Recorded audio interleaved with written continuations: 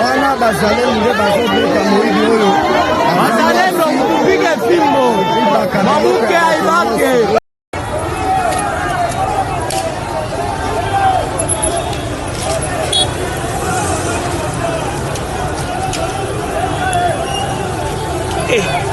Mesmo tô com fome.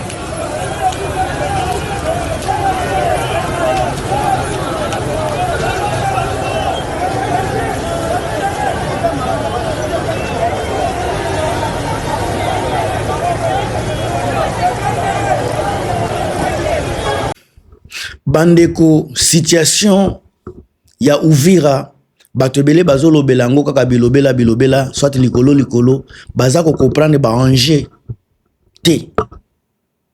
Guerre oyo eza koleka na niveau ya Uvira ba situation ya insécurité ba crépitement ba bale ebele soki oyo ayebi makambo ya bitumba boko se rappeler que eza déjà kokende na kokweya parce que autorité morale azate mutu aza ko diriger aza ko kamba Uvira azate donc muzalendo aza ko pesa point de vie na ye aza ko pesa ba auto nini aza ko mema koko ça peut pouvoir autoritaire na ye na niveau ya Uvira ba FARDC baza ko pesa pe ya bango des autres wana bandeko on a habité ça na pesa lango kombo nini ba mercenaire ya Eric Prince baza na niveau ya nini bango bazofana na Congo te bazofana na Burundi baza coopérer à partir ya Burundi ba mercenaire Eric Prince wana oui baza kuna baza coopérer à partir ya Burundi bozela na memela bino ba makambo ya solo na kacha émission oyo boko sepela boyebi bien depuis ebandele année 2025 nde makambo ya bitumba emati en plein nango emati liko emati makasi na kacha est ya mboka na biso. Alors, le mouvement il y a M23 depuis que Bazako récupérer ba ville, ce botali bien, ville ya Goma, ville ya Bukavu, eza ba ville moko boye na ikoloba, eza moi babaki ko zwango rapide, mais capture ya nini ya mboka lokola Uvira, eza différent par rapport ya ba capture ya mboka wana, eza de différent. Uvira c'est une ville vraiment stratégique. Eza na port ya Tanganyika, eza ne routier vers Burundi. Parce que soki boyebite, Burundi na Uvira baza soki ba 20 km, baza place moko za ba 20 km kaka. Alors comprenez pourquoi ba Burundais baza ko tia base solide na bango, baza ko forcer pe ko bundisa Uvira parce que baebi conflit oyo ba Burundais na ba Rwandais baza nango et risquer de créer insécurité pa na ye yango bozomona guerre zaneti ba Burundi ne baza ko bunda ba mercenaires baza ko bunda banani ba FARDC nazo compter bango te na ba wazalendo bango baza pena makasi te. Alors eloko wana batu bazo kanisa ke ekoleka kaka boy stratégie M23 ya ba force révolutionnaire et comme pe ba changer yango pe naza ko memela bino révélation ya kilo na kati émission. Ba habitants ba observateurs baza ko rapporter des tirs et des crépitements de balles quotidiens dans tout et autour d'Uvira. Boyoki autour et na katia Uvira. Les affrontements, ba patrouilles et des tirs sporadiques sont signalés. Signe d'une zone très contestée et militarisée.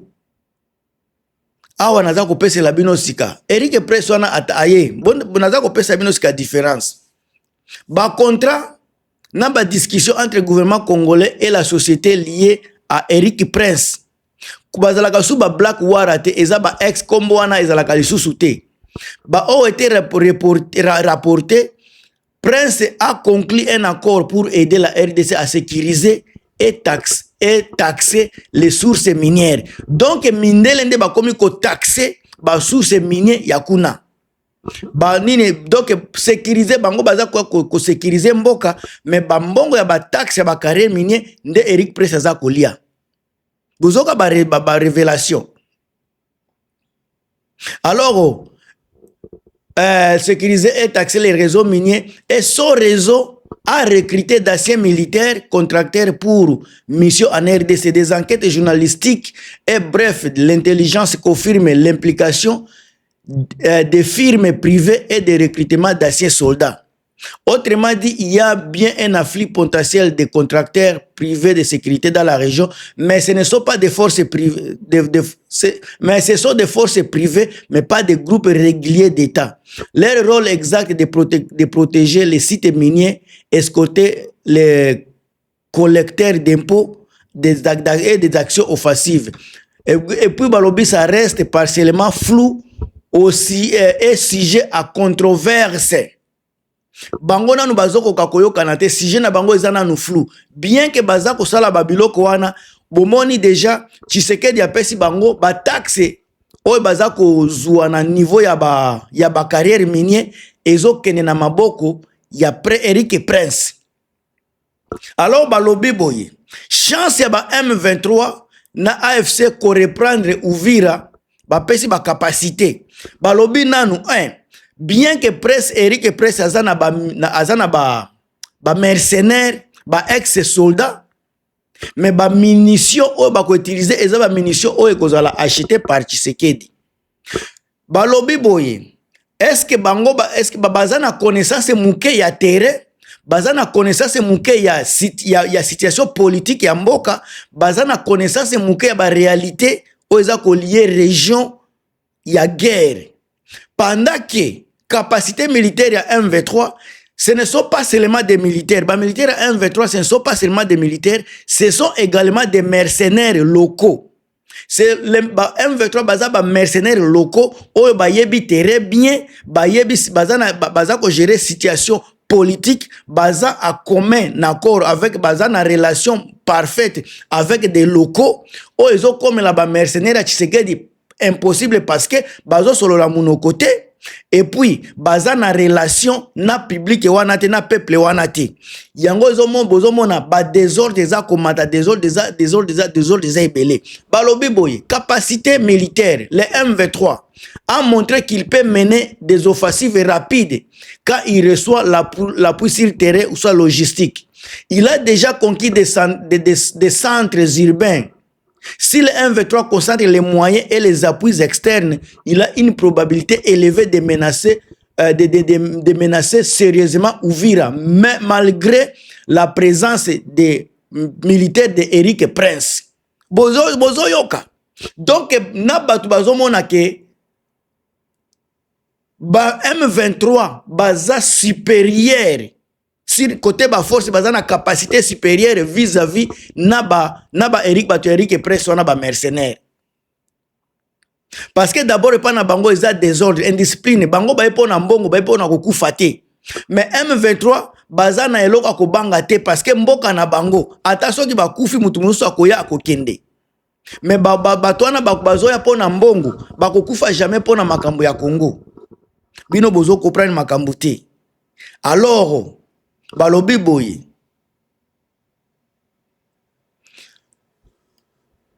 balobi eloko moko balobi il faut savoir Uvira est plus grande et plus urbanisée que de nombreux points pris par les M23. La guerre urbaine est coûteuse. Ba M23 ba comprendre que guerre urbaine est coûteuse. Bazo banga batu ba kufa.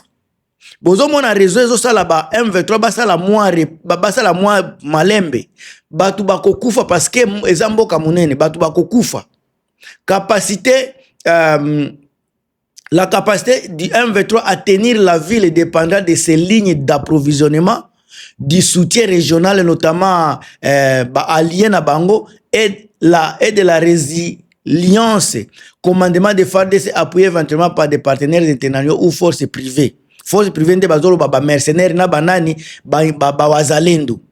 Conclusion balobi nanene balobi OK à somme le M23 a une réelle chance de récupérer soit de prendre Uvira si il veut vraiment aller attaquer et balobi pe soki Tshisekedi ne renforce pas rapidement la défense M23 va capturer Uvira sans Mduske nini soki nani ça beaucoup plus de résistance. Alors bandeko na koyebisa bino il faut boyeba pe pourquoi insécurité eza partout na kati ya Congo. Même esika Tshisekedi eza ko diriger nini insécurité eza kuna. Tozana ba multiple ba acteurs armés ba rebelles baza ebele partout. Dizaines de groupes locaux, des étrangers, bozomona ba mercenaires pe baye, ba mutins, so bozona ba groupe do ba ebele yango za ko créer nini désordre, insécurité na mboka na biso. A plus forte raison esika Tshisekedi aza ko diriger. Yepe azana ba kuluna. Bot yebisanga ba tu ya lokola ba mobondo, o bazana capitale. Boke na province orientale nini ya province ya Équateur. Kuna pe eza comme déjà moto mikoloyo batu baza kubunda kuna. Boke na Ituri, Bitumba, ye kuna eza place ya M23 te. Eza ye muto aza ko diriger. Boye bisanga sika ba facteur économique ba minéraux na ba contrebande. Richesse minérale attire eza ko attirer batu ebele. Yango bozomona Tshisekedi comme alingi mbongo. Azolinga kimia te, aza ko créer ba désordre partout. Aza prêt ya koboma tous les Congolais pour na conserver pouvoir. Aza prêt pour na sacrifier tous les Kivu. Tant qu'il y a la président.